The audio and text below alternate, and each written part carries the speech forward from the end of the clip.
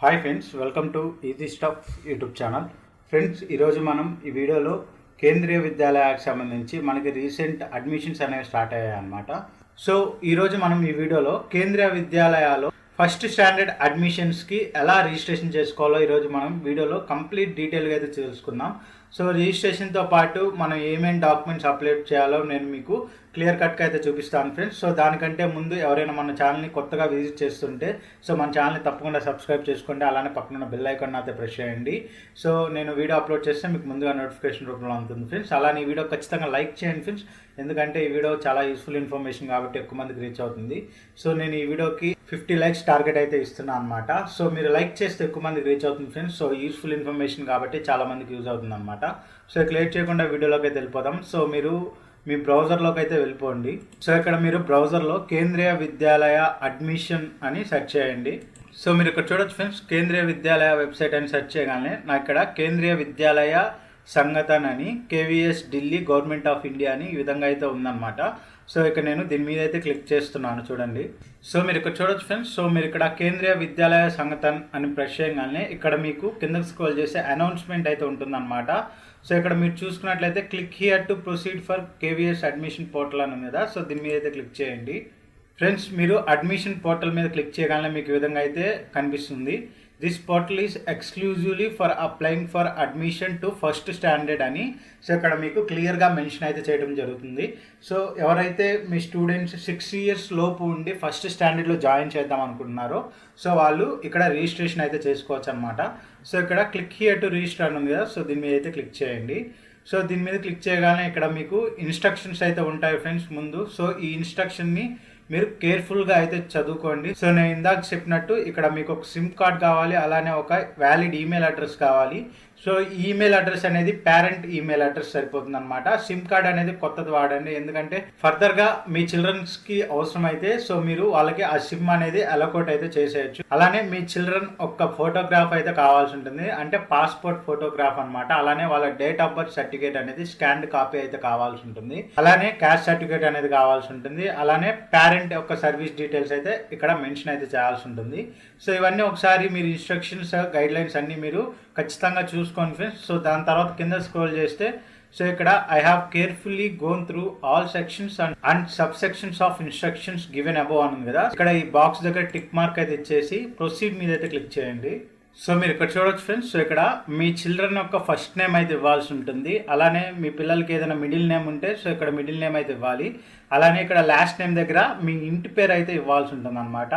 అలానే ఇక్కడ is the child differently abled అంటే సో మీ చిల్డ్రన్స్లో ఏదైనా డిజేబిలిటీ ఉంటే సో ఇక్కడ ఎస్ అయితే ఎస్ ఇవ్వండి, లేకపోతే నో ఇవ్వండి. సో డిజేబిలిటీ అంటే పిహెచ్ కేటగిరీ అనమాట. అలానే మీ చిల్డ్రన్ యొక్క డేట్ ఆఫ్ బర్త్ అనేది ఇక్కడ ఇవ్వాల్సి ఉంటుంది.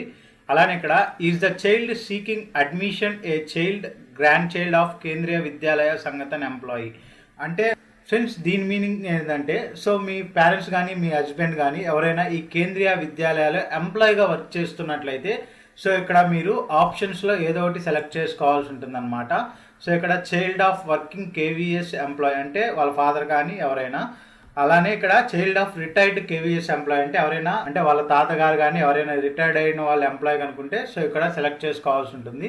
సో ఇక్కడ నేను నాట్ అప్లికబుల్ అనేది సెలెక్ట్ చేసుకుంటున్నాను అనమాట. సో నేను ఇక్కడ ఎలాంటి కేటగిరీకి చెందినవాడిని కాదు కాబట్టి సో ఇక్కడ నాట్ అప్లికబుల్ అయితే సెలెక్ట్ చేసుకున్నాను. సో ఇక్కడ కూడా is the child differently abled అని ఉంది కదా. సో ఇక్కడ కూడా నేను నో అయితే సెలెక్ట్ చేసుకున్నాను అనమాట.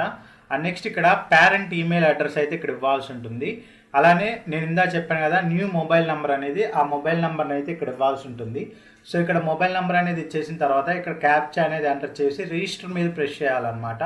సో ఇప్పుడు నేను నా డీటెయిల్స్ అన్నీ ఫిల్ చేసేసి సో నేను మీకు తర్వాత స్టెప్ అనేది చూపిస్తాను ఫ్రెండ్స్ నేను ఇక్కడ నా డీటెయిల్స్ అయితే ఇచ్చేసాను. సింపుల్గా రిజిస్టర్ మీద అయితే క్లిక్ చేస్తున్నాను ఫ్రెండ్స్. సో మీరు ఇక్కడ చూడొచ్చు. సో ఇక్కడ నేను ఇచ్చిన మొబైల్ నెంబర్కి ఒక ఓటీపీ అయితే వస్తుందన్నమాట. సో ఆ ఓటీపీని నేను ఇక్కడ ఎంటర్ చేయాల్సి అయితే ఉంటుంది. సో ఇక్కడ ఆ ఓటీపీని ఎంటర్ చేసిన తర్వాత మళ్ళీ ఇక్కడ మీరు క్యాప్చాని అయితే ఎంటర్ చేయాల్సి ఉంటుంది అనమాట. సో ఇక్కడ ఉన్న క్యాప్చాని ఎంటర్ చేసి తర్వాత ఇక్కడ వెరిఫై మీద అయితే క్లిక్ చేయాల్సి ఉంటుంది. సో దానికంటే ముందు ఇక్కడ ఓటీపీని అయితే ఎంటర్ చేయాలన్నమాట. ఫ్రెండ్స్ నేను ఇక్కడ నా ఓటీపీని ఎంటర్ చేశాను. అలానే ఇక్కడ క్యాప్చా కోడ్ అయితే ఎంటర్ చేసి సింపుల్గా వెరిఫై మీద అయితే క్లిక్ చేస్తున్నాను ఫ్రెండ్స్ మీరు ఇక్కడ చూడొచ్చు యూ హ్యావ్ సక్సెస్ఫుల్లీ రిజిస్టర్డ్ అని. సో ఇక్కడ నాకు కనపడింది అనమాట. సో ఇక్కడ రిజిస్ట్రేషన్ డీటెయిల్స్ అని ఇక్కడ మీ చైల్డ్ నేమ్ అయితే ఇక్కడ మీకు చూపిస్తుంది. అలానే ఇక్కడ లాగిన్ కోడ్ అయితే మీకు ఒకటి వస్తుంది అనమాట. అలానే ఇక్కడ డేట్ ఆఫ్ బర్త్ అంటే మీ చైల్డ్ యొక్క డేట్ ఆఫ్ బర్త్ ఇక్కడ చూపిస్తుంది అనమాట. అలానే మీరు ఇచ్చిన మొబైల్ నెంబర్ అనేది ఇక్కడ మీకు కనిపిస్తుంది. ఫ్రెండ్స్, మీకు ఈ విధంగా వచ్చిన తర్వాత కిందకు స్క్రోల్ చేస్తే సో ఇక్కడ ప్రింట్ ఆప్షన్ అయితే ఉంటుందన్నమాట. సో ఇక్కడ మీరు ప్రింట్ ఆప్షన్ మీద క్లిక్ చేసి మీరు ప్రింట్ అయితే తీసుకోవచ్చు. సో అలా కాకుండా మీరు డైరెక్ట్గా ఇక్కడ పోర్టల్కి అయితే వెళ్ళిపోయి ఇక్కడ లాగిన్ కోడ్ ఎంటర్ చేసి మీరు అడ్మిషన్కి అయితే అప్లై చేయొచ్చు అనమాట. సో మీరు ఇక్కడ చూడొచ్చు friends, please do not share the login code with anybody అని సో ఇక్కడ మీకు మెన్షన్ అయితే చేయడం అయితే జరిగింది. సో మీరు లాగిన్ కోడ్ ఎవరితో అయితే షేర్ చేసుకోకూడదు అనమాట. సో ఇక్కడ మీరు ప్రింట్ ఆప్షన్ ఉంది కదా, సో ఇక్కడ నేను ప్రింట్ ఆప్షన్ మీద అయితే క్లిక్ చేస్తున్నాను. సో ప్రింట్ ఆప్షన్ మీద క్లిక్ చేయగానే నాకు ఈ విధంగా అయితే చూపిస్తుంది ఫ్రెండ్స్. సో ఇక్కడ ప్రింట్ ఆప్షన్స్లో డెస్టినేషన్లో వచ్చేసరికి మైక్రోసాఫ్ట్ ప్రింట్ టు పీడిఎఫ్ అని అయితే పెట్టుకోండి అనమాట. సో ఎందుకంటే మీరు ప్రింట్ తీసే ఫైల్ అనేది పీడిఎఫ్ ఫార్మాట్లో అయితే ఉంటుంది. సో మీ ఫైల్ అనేది పీడిఎఫ్ ఫైల్లో సేవ్ అయితే సో మీరు ఫర్దర్గా ఎన్ని ప్రింట్లు అయినా తీసుకోవచ్చు. సో నేను ఇక్కడ పీడిఎఫ్ ఫార్మాట్లో నా ఫైల్ని అయితే సేవ్ చేసుకున్నాను. సింపుల్గా ప్రింట్ మీద అయితే క్లిక్ చేస్తున్నాను ఫ్రెండ్స్ మీరు ఇక్కడ ఈ డీటెయిల్స్ని ప్రింట్ అనేది తీసుకున్న తర్వాత సో ఇక్కడ to login to the portal అని ఇక్కడ క్లిక్ హియర్ ఆప్షన్ ఉంది కదా, సో దీని మీద అయితే క్లిక్ చేయండి. సో మీరు ఇక్కడ చూడొచ్చు. సో మీరు క్లిక్ హియర్ మీద క్లిక్ చేయగానే ఇక్కడ ముందు మిమ్మల్ని లాగిన్ కోడ్ అయితే అడుగుతుంది. సో మీకు ఇంతకుముందు లాగిన్ కోడ్ అయితే వచ్చింది కదా, సో మీరు ఇక్కడ ఆ లాగిన్ కోడ్ని అయితే ఎంటర్ చేయాల్సి ఉంటుంది.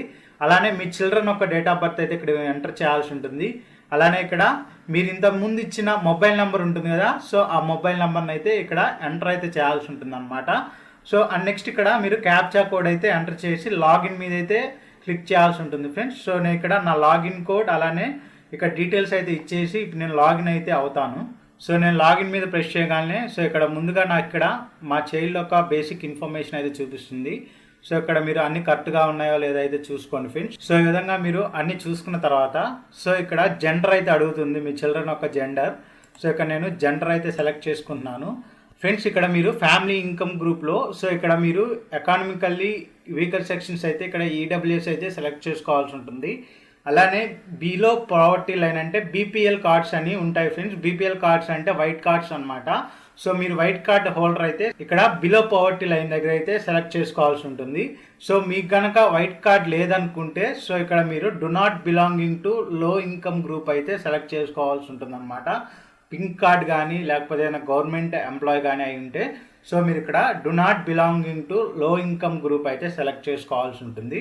సో నేను ఇక్కడ డు నాట్ బిలాంగింగ్ టు లో ఇన్కమ్ గ్రూప్ అయితే సెలెక్ట్ చేసుకున్నాను ఫ్రెండ్స్. మీరు ఇక్కడ కాస్ట్ కేటగిరీలో ఎస్సీనా, ఎస్టీనా, బీసీనా, జనరల్ అయితే సెలెక్ట్ చేసుకోవాల్సి ఉంటుంది.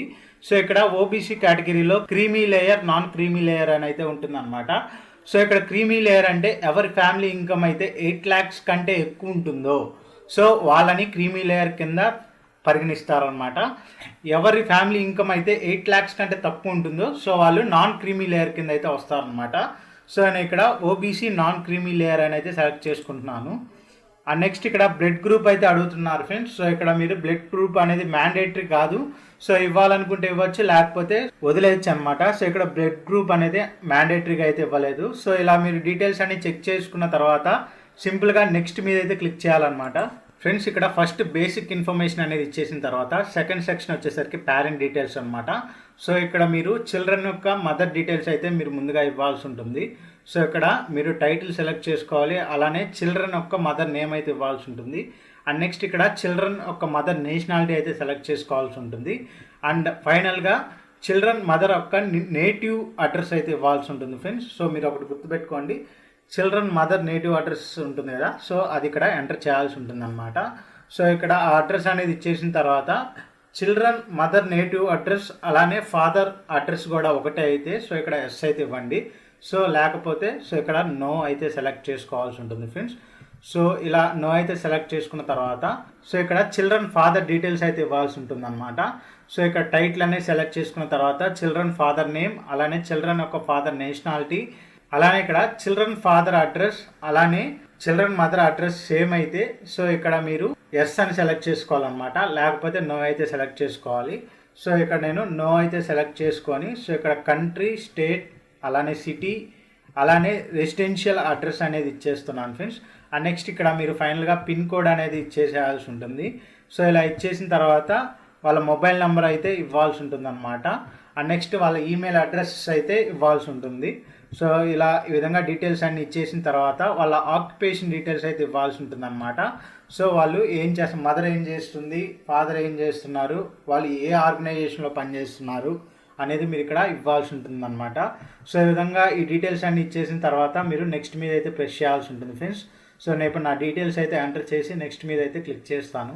ఫ్రెండ్స్ మీరు ఇక్కడ పేరెంట్ డీటెయిల్స్ ఇచ్చేసిన తర్వాత సింపుల్గా ఇక్కడ నెక్స్ట్ మీద అయితే క్లిక్ చేయండి.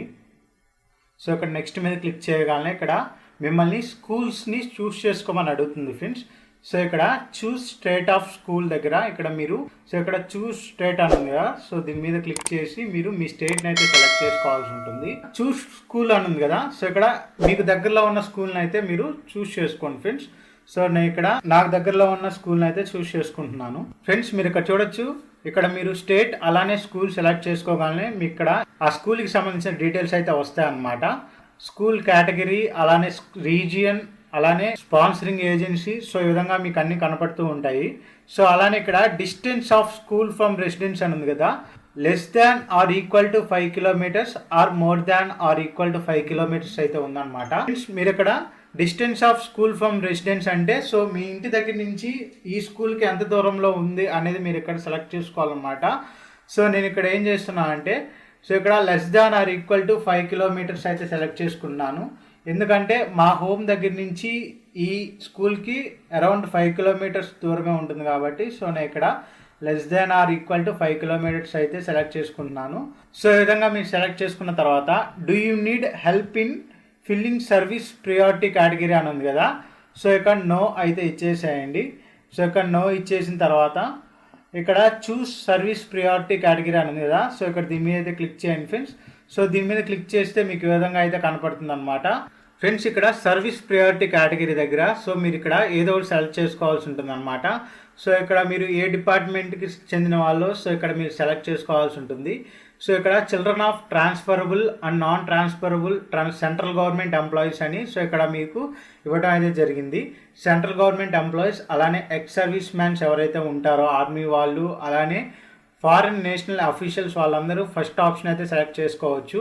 ఫస్ట్ ఆప్షన్ వచ్చేసరికి సెంట్రల్ గవర్నమెంట్ వాళ్ళకి, అలానే ఎక్స్ సర్వీస్ మ్యాన్ వాళ్ళకి, అలానే ఎవరైనా ఫారిన్ నేషనల్ అఫీషియల్స్ ఉంటారు కదా సో అలాంటి వాళ్ళకి ఫస్ట్ ఆప్షన్ అయితే సెలెక్ట్ చేసుకోవచ్చు.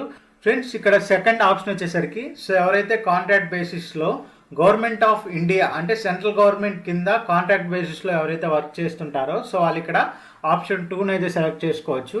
సో ఇక్కడ ఆప్షన్ 3 వచ్చేసరికి స్టేట్ గవర్నమెంట్ ఎంప్లాయీస్ అంటే స్టేట్లో గవర్నమెంట్ ఎంప్లాయీస్ ఉంటారు కదా సో వాళ్ళు వచ్చేసరికి సో ఇక్కడ థర్డ్ ఆప్షన్ అయితే సెలెక్ట్ చేసుకోవాలి. అండ్ అలానే స్టేట్ గవర్నమెంట్ డిపార్ట్మెంట్స్లో ఎవరైనా కాంట్రాక్ట్ బేసిస్లో వర్క్ చేస్తుంటే సో ఇక్కడ వాళ్ళు 4th ఆప్షన్ అయితే సెలెక్ట్ చేసుకోవాలన్నమాట. అలానే ఎవరైతే ఫారిన్ నుంచి ఇక్కడ షిఫ్ట్ అయిన వాళ్ళు ఉంటారు కదా ఎన్ఆర్ఐస్, అలాంటి వాళ్ళు ఇక్కడ 5th ఆప్షన్ అయితే సెలెక్ట్ చేసుకోవాల్సి ఉంటుంది. సో ఇక్కడ నేను థర్డ్ ఆప్షన్ అయితే సెలెక్ట్ చేసుకుంటున్నాను ఫ్రెండ్స్, ఎందుకంటే నేను గవర్నమెంట్ ఎంప్లాయీని కాబట్టి. సో ఇక్కడ స్టేట్ గవర్నమెంట్ ఎంప్లాయీస్ కింద నేను ఇక్కడ థర్డ్ ఆప్షన్ అయితే సెలెక్ట్ చేసుకుంటున్నాను. అండ్ నెక్స్ట్ ఇక్కడ మీరు whose service priority and transfer to be considered for admission అని ఉంది కదా, సో ఇక్కడ ఎవరైతే గవర్నమెంట్ ఎంప్లాయీస్ ఉంటారో సో మదర్ అయితే మదర్, లేకపోతే ఫాదర్ అయితే ఫాదర్, లేకపోతే గ్రాండ్ పేరెంట్ అయితే గ్రాండ్ పేరెంట్, సో అది మీరు ఇక్కడ సెలెక్ట్ చేసుకోవాల్సి ఉంటుంది. ఫ్రెండ్స్ ఇక్కడ whether selected parent has been transferred in last 7 years as on date అని ఉంది కదా, సో ఇక్కడ పేరెంట్ ఎవరైతే ఉంటారో సో వాళ్ళు లాస్ట్ 7 yearsలో ట్రాన్స్ఫర్ అయ్యారా లేదా అనేది ఇక్కడ ఇవ్వమని అడుగుతున్నారు అనమాట. సో ఇక్కడ ఎస్ అయితే ఎస్ ఇవ్వండి, లేకపోతే నో అయితే ఇవ్వండి. సో ఇప్పుడు ఎవరైతే పేరెంట్ ఉంటారో సో వాళ్ళు లాస్ట్ 7 yearsలో ఏదైనా లొకేషన్ నుంచి ట్రాన్స్ఫర్ అయినట్లయితే సో ఇక్కడ ఎస్ ఇచ్చేసి సో మీరు ప్రీవియస్లో ఎక్కడైతే వర్క్ చేశారో ఆ ప్రీవియస్ ఆఫీస్ వర్కింగ్ డీటెయిల్స్ అయితే ఇవ్వాల్సి ఉంటుంది. సో ఇక్కడ ప్రీవియస్ ఆఫీస్ ప్లేస్, అలానే ఆఫీస్లో ఎప్పుడు జాయిన్ అయ్యారో ఆ డేట్ అయితే ఇవ్వాల్సి ఉంటుంది. అలానే ఇక్కడ date of release from the office అంటే ఆ లొకేషన్ నుంచి మీరు ఎప్పుడు ట్రాన్స్ఫర్ అయ్యారో ఆ డేట్ అయితే మెన్షన్ చేయాల్సి ఉంటుంది.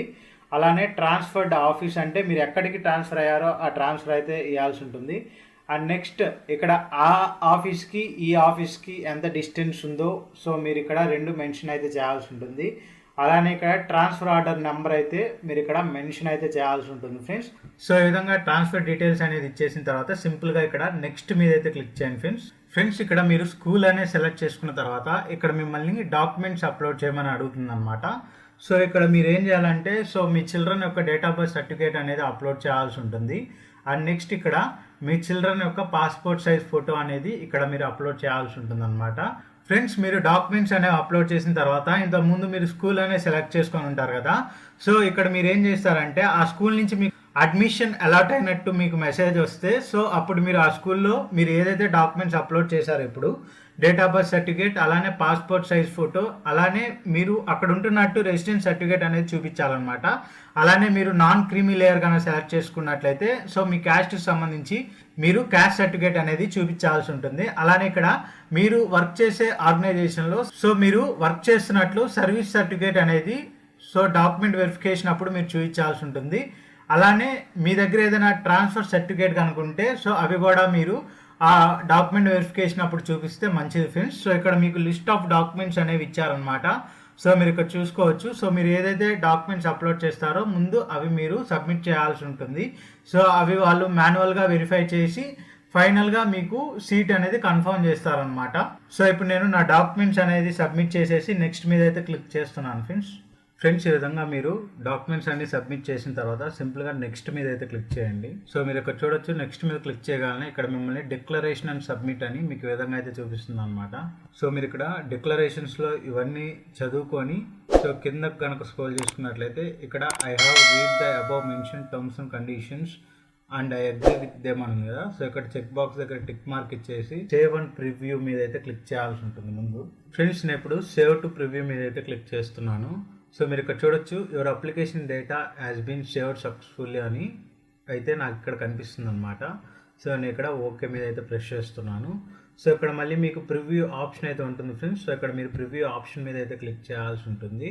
సో విధంగా ప్రివ్యూ ఆప్షన్ మీద క్లిక్ చేసి మీరు ఇచ్చిన డీటెయిల్స్ అన్ని కరెక్ట్గా ఉన్నాయా లేదా అనేది మీరు ఇక్కడ చూసుకోవాల్సి ఉంటుంది అనమాట. సో ఇక్కడ మీరు డీటెయిల్స్ అన్నీ చెక్ చేసుకున్న తర్వాత ఫ్రెండ్స్ మీరు ప్రివ్యూ మీద క్లిక్ చేస్తే మీకు న్యూ ట్యాబ్లో మీ అప్లికేషన్ ఫామ్ అనేది కనిపిస్తుంది.